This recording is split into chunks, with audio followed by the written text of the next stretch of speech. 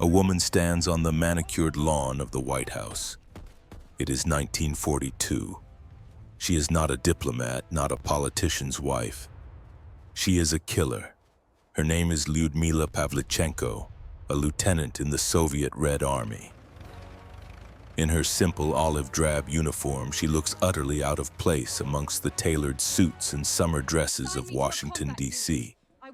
She has come to America on a goodwill tour, a living symbol of the Soviet Union's total war against Nazi Germany. She is here to rally support for a second front in Europe. But the American press, accustomed to pin-up girls and Hollywood starlets, doesn't know what to make of her.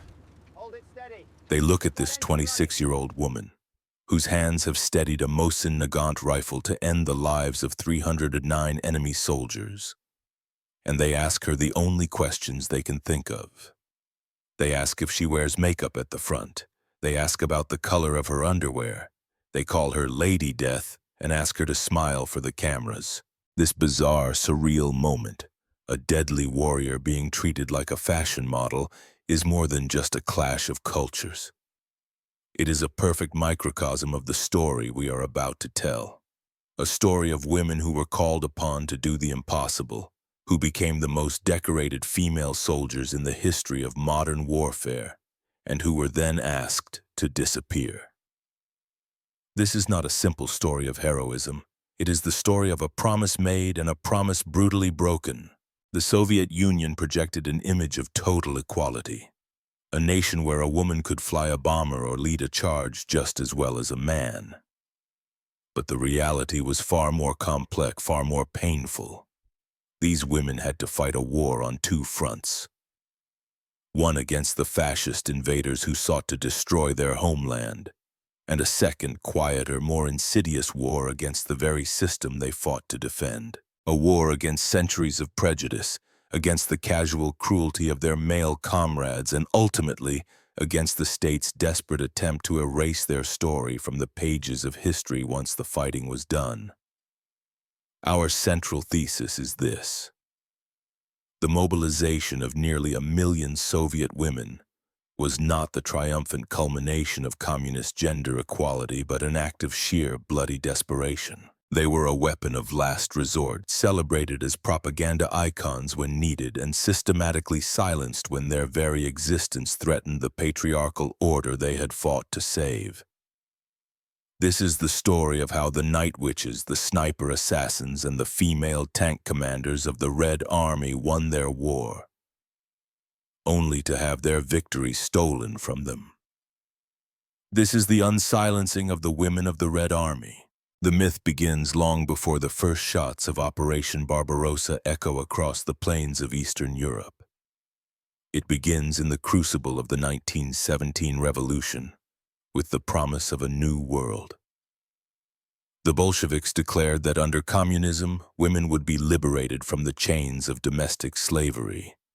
They were granted the right to vote, to divorce, to have abortions, rights far beyond what their counterparts in the West could dream of.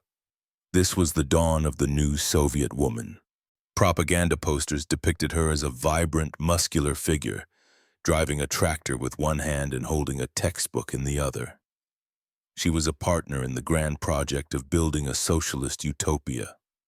The ideal was everywhere.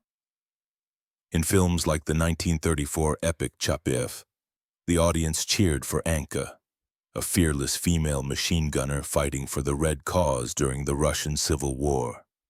She was brave, competent, and respected. She was the celluloid embodiment of the promise. This was the image sold to the world and, more importantly, sold to the Soviet people themselves. A generation of young women grew up believing in this myth. They joined the Komsomol, the Communist Youth League. They learned to shoot in paramilitary clubs, to fly gliders, to parachute from planes.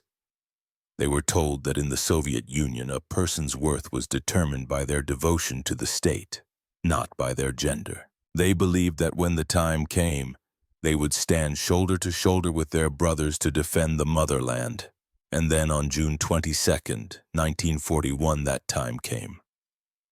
Operation Barbarossa, Hitler's invasion of the Soviet Union, was not a war, it was an apocalypse. 3 million German soldiers, thousands of tanks, and thousands of aircraft smashed across the border in a blitzkrieg of unprecedented scale and ferocity. The Red Army, hobbled by Stalin's recent purges of its officer corps, disintegrated. Entire armies were encircled and annihilated. In the first 6 months of the war, the Soviets would suffer nearly 4.5 million casualties. It was a demographic catastrophe, a national exsanguination. In cities and towns across the vast expanse of the Union, the women who had been raised on the myth of Anka the machine gunner flocked to the recruitment offices. They were young, idealistic, and burning with a righteous fury to fight the fascist invaders. They requested combat specializations. They wanted to be pilots, gunners, scouts, tankers. They wanted to fulfill the promise the state had made to them. And they were turned away. The bureaucracy of the Red Army, despite decades of propaganda, was still a deeply patriarchal institution. The male recruiting officers laughed at them. They cited moral issues with mixing genders in the barracks. They claimed women lacked the physical stamina for the rigors of the front. They told them their duty was to their families, to the factories, to the hospitals. Go home and be a nurse was the common refrain. The promise of equality, it turned out, was little more than window dressing, a peacetime fantasy that shattered at the first contact with the brutal reality of war. Initially, only a trickle were allowed through. Some 20,000 women were accepted into military ranks, primarily in traditional support roles. The state mobilized hundreds of thousands more, but not for the front lines. They were recruited as medical staff. By the war's end, women would constitute over 40% of all frontline medical personnel, surgeons, doctors, and a staggering 100% of the nurses. They would drag wounded men from the slaughterhouse of the battlefield, performing triage under artillery fire, saving countless lives. It was vital, heroic work, but it was not the role they had been promised. It was not the role of Anka. For the women of the Soviet Union, the winter of 1941 was a time of bitter disillusionment. They watched their brothers, fathers, and husbands march to the front, many never to return. They heard the news of German atrocities, of entire villages massacred, and they were told that their only contribution was to bind the wounds of the men who were allowed to fight. The myth of the new Soviet woman, the equal partner in the defense of the nation, seemed to be dying in the frozen mud of the Eastern Front alongside millions of her countrymen. The state had a gun, but it refused to place it in her hand. The question was how many more millions would have to die before desperation overrode prejudice. The domino that would change everything was not a single event, but a slow, grinding realization born of pure, unadulterated catastrophe. By the spring of 1942, the Red Army was no longer just bleeding, it was hemorrhaging. The initial shock of Barbarossa had given way to a war of attrition on a scale humanity had never witnessed. The ledger was written in blood and the numbers were unsustainable. The Soviet Union was running out of men. It was in this crucible of existential threat that ideology was finally burned away by necessity. Gender concerns, moral panics, patriarchal traditions, none of it mattered anymore. All that mattered was finding bodies to fill the ranks, hands to hold rifles, and eyes to aim down their sights. The State Defense Committee, with Stalin at its head, finally faced the stark reality. They could either cling to their prejudices and lose the war, or they could arm their women and have a chance to survive. The choice was obvious.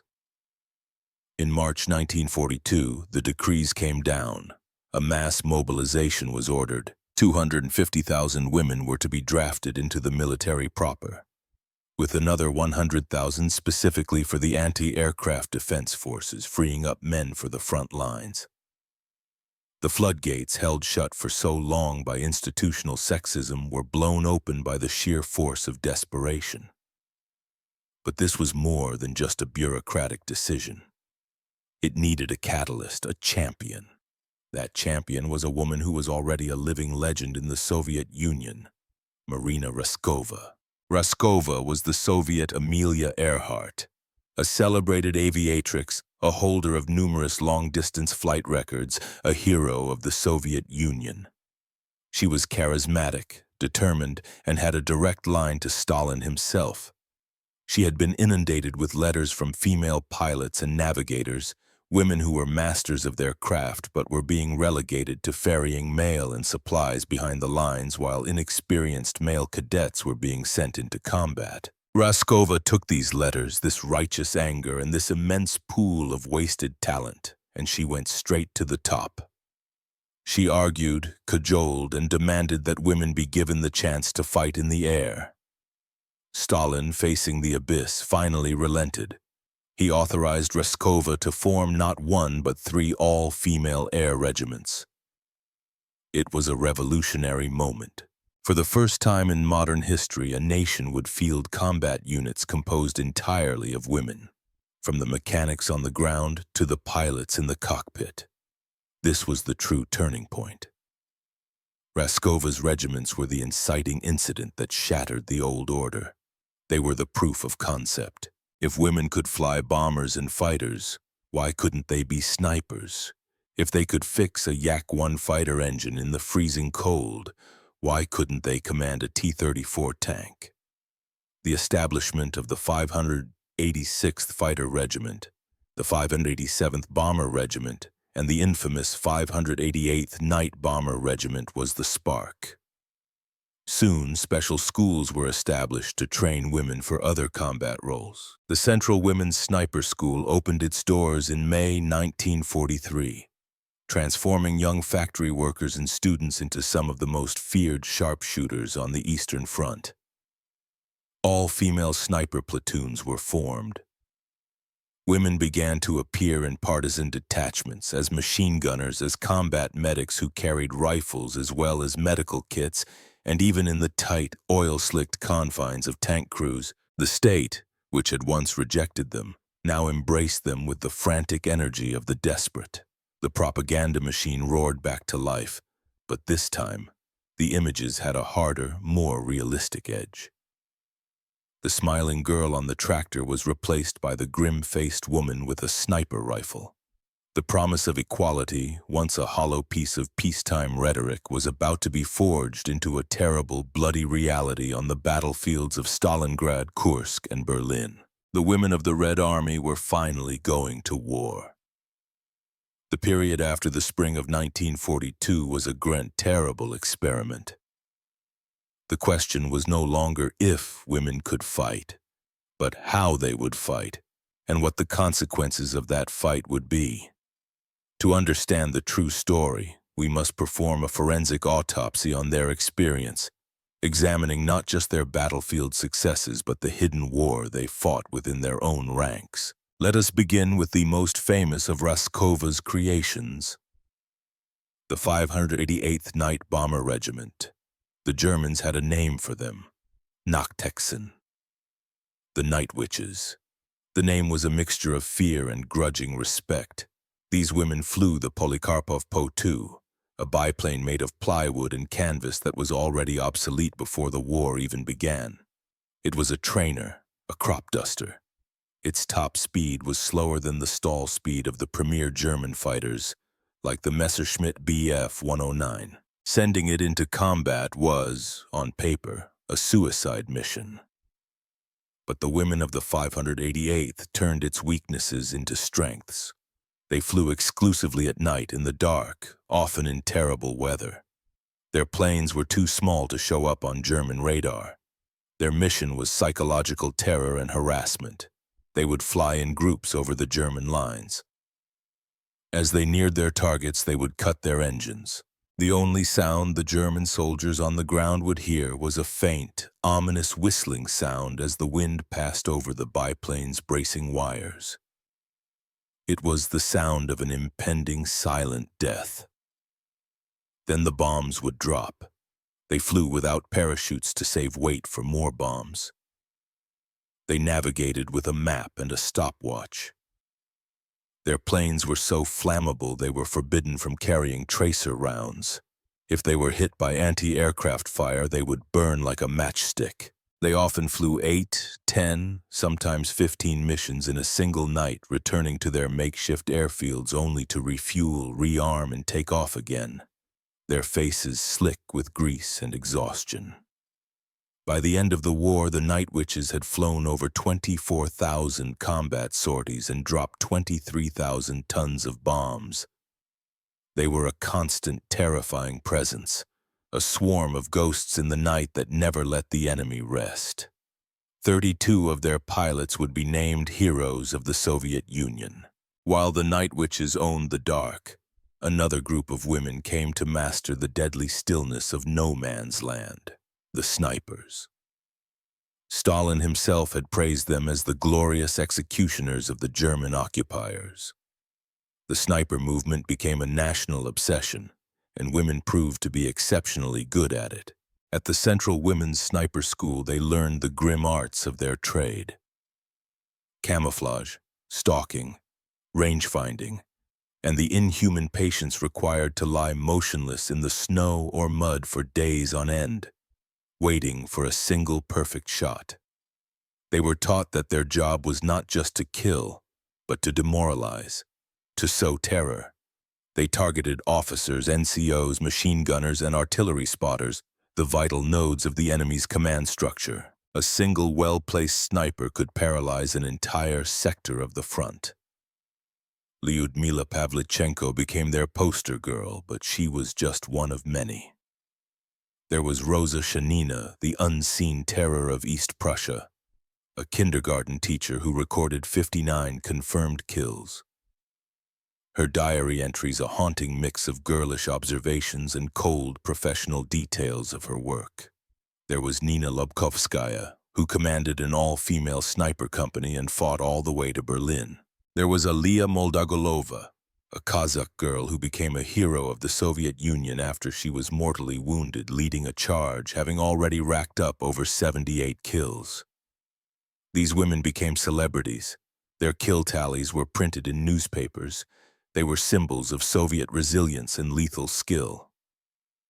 But the propaganda glossed over the horrifying reality. The source material quotes an appalling statistic. Roughly 80% of the women enlisted as snipers in the Red Army would not survive the war. They were priority targets for enemy snipers, for artillery, for mortar fire. Their work was intensely personal. They saw the faces of the men they killed through their scopes. Many spoke of the first kill as a traumatic, soul-altering experience. One sniper recalled, "I finally saw him in my scope. He was so young. After I pulled the trigger, my hands were shaking for hours. I swore I would never do it again. But then I saw my dead comrades, and I knew I had to." The autopsy of their combat record is clear. In the air and on the ground, these women were not just capable, they were exemplary. The ripple effect on the battlefield was profound. They plugged critical gaps in the Soviet lines, inflicted thousands of casualties, and provided an immeasurable boost to national morale. But this is only half the story.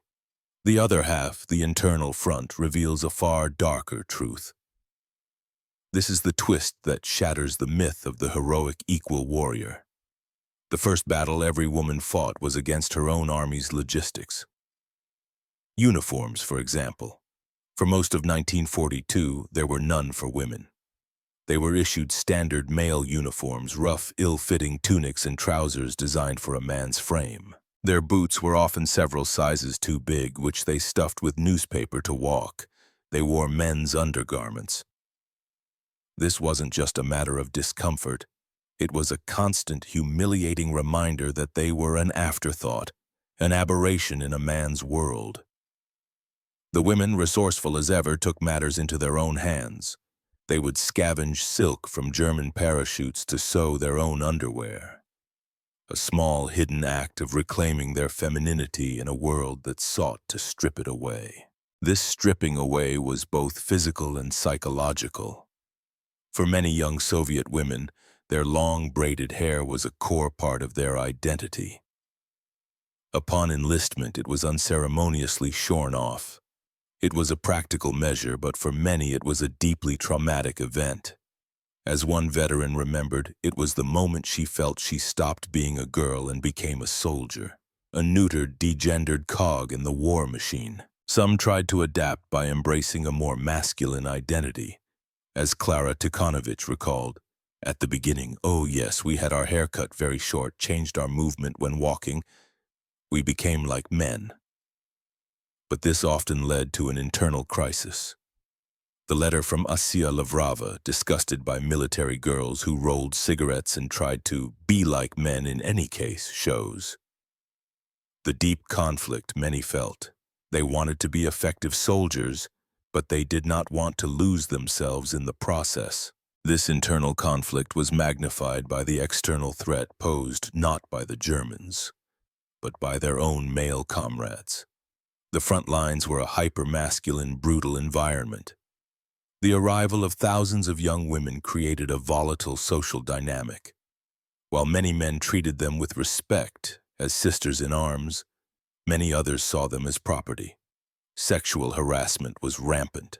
The source material speaks of male officers lining up new female recruits to pick the prettiest ones for staff jobs, turning military placement into a grotesque beauty pageant. The most harrowing accounts speak of the phenomenon of the PPZ, the Pokodno-Polovaya Jina, or mobile field wife. This was a euphemism for the women who were coerced into sexual relationships with high-ranking officers in exchange for protection, better food, or easier assignments. For those who refused, life could be made a living hell. The radio operator Zoya Gorokova's testimony is a chilling window into this reality. And the men around us were also horrible. Every one of them, he wanted something warm. He needed a woman. But there were only a few of us. We struggled to fight our way out. It was very hard for us to exist in that zone. The threat of sexual assault was a constant, exhausting burden on top of the already immense stress of combat.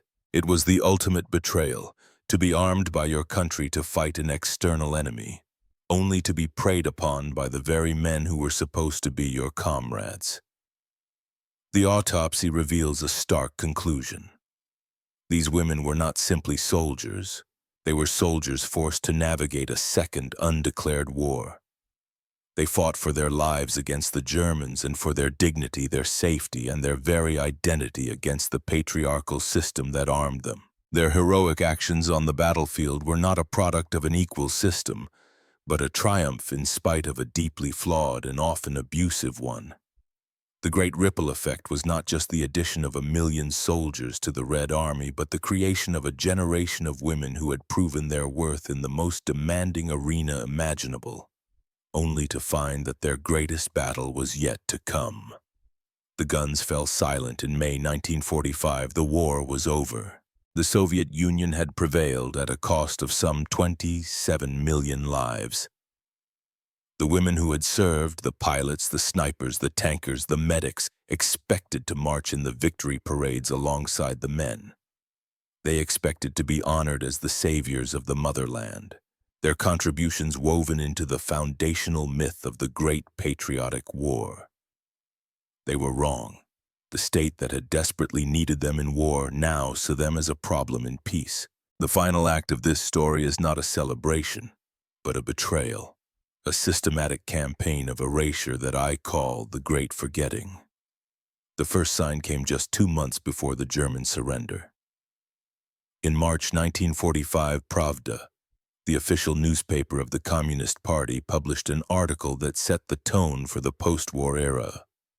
It praised the women who had served, mentioning that they very energetically proved themselves as pilots, snipers, submachine gunners. But then came the crucial pivot. But they don't forget about their primary duty to nation and state, that of motherhood. The message was unambiguous. Your time as warriors is over. The nation no longer needs your guns, it needs your wombs. You are to take off your uniforms, put away your medals, and return to your traditional roles as wives and mothers, to replenish the decimated population. This wasn't just a suggestion, it was a command enforced by social pressure and official policy. The heroines of the front returned home not to ticker-tape parades, but often to suspicion and scorn. The same society that had celebrated them as icons now whispered behind their backs. They were seen as frontline girls, a euphemism that implied they were promiscuous, that they had only survived by becoming officers' mistresses. Men were hesitant to marry them, viewing them as damaged goods, too coarse and independent. Having fought for their country, they now had to fight for a husband, for a normal life. The state actively participated in this erasure. In the official histories of the war, the role of women was systematically downplayed. The grand narratives focused on the male generals, the male soldiers, the male factory workers. The nearly 1 million women who served were relegated to a footnote, their stories deemed unseemly or inconvenient. Why? Because a woman who has killed 309 men, who has commanded a company, who knows she is the equal of any man on the battlefield, is a threat to a society desperate to re-establish a rigid patriarchal order after the chaos of war. Their strength, once an asset, was now a liability. For decades they were silent. They were told their stories were not proper stories for a woman to tell. They hid their medals, they buried their memories. The trauma of the war was compounded by the trauma of being silenced. It was not until the 1980s, with the publication of Svetlana Alexievich's Nobel Prize-winning book, The Unwomanly Face of War, that this silence was finally broken. Alexievich, a Belarusian journalist, spent years traveling the Soviet Union, recording the oral histories of these forgotten female veterans. She collected the stories that the official histories had left out. The stories of fear, of lice, of menstruation at the front, of sexual abuse, and of incredible, breathtaking courage.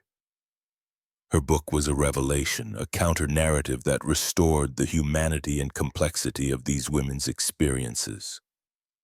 It showed that they were not just propaganda posters, but living, breathing individuals who had endured the unendurable. The legacy of the Red Army's women is therefore a dual one. There is the legacy of their undeniable contribution to the victory over fascism. They were not just participants, they were essential. Without them, it is arguable the Soviet Union might not have survived. But there is a second, more poignant legacy, that of their long, hard fight for remembrance, a fight to prove that their war, their sacrifice, and their story mattered. And this brings us to the timeless, universal lesson. This is not just a story about the Soviet Union in World War II. It is a story about how societies use and discard people in times of crisis. It's about how progress born of desperation rather than genuine conviction is often fragile and fleeting. It teaches us that history is not a static record of events, but a contested narrative, and that those who are silenced must fight to have their voices heard. The women of the Red Army fought 2 wars, one for their country and one just to be seen. By watching this, by learning their names, by understanding the totality of their struggle, we honor their victory in both. We ensure that they are no longer forgotten. What part of this incredible story resonates most with you? Was it the ingenuity of the night witches, the cold courage of the snipers, or the quiet, desperate war they fought for their own dignity? Let me know in the comments below. And if you believe these vital, forgotten histories need to be remembered and shared, please like this video, subscribe for more deep dives into the past, and share this story so that these women's voices can finally and forever be heard.